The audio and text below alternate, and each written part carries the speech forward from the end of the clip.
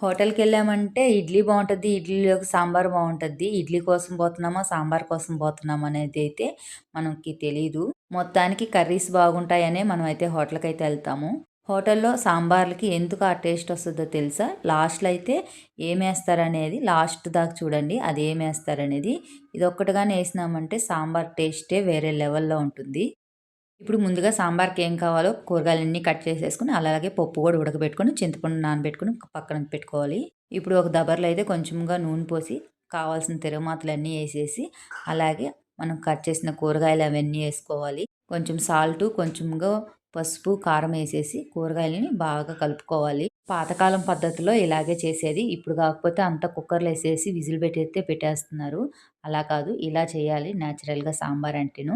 ఇంకా టమాటాలు అలాగే తినేవాళ్ళనుకునే వాళ్ళైతే ఇలాగేసుకుంటారు. ఇంకా టమాటాలు తినలేని వాళ్ళైతే తిరగమాతలేసి బాగా వాడ్చేసుకుంటారు. ఇప్పుడైతే ముక్కల్లోకి కొంచెంగా నీళ్ళు పోసి ముక్కలు ఉడకబెట్టుకునేంత వరకు నీళ్ళు పోసుకోవాలి.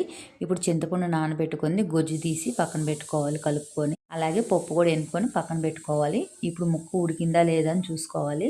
కొంచెంగా సాంబార్ పౌడర్ అయితే ఏసుకోండి. అది ఆప్షనేను. కావాలంటే ఏసుకోవచ్చు.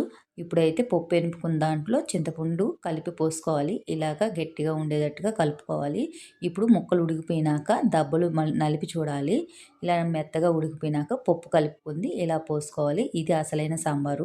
హోటల్‌లో ఎందుకు సాంబార్ అంత టేస్ట్ వస్తుంది అనేది ఇదేనండి. ఒక స్పూన్ చక్కెర గానేసామంటే సాంబార్ వేరే లెవెల్‌లో ఉంటుంది.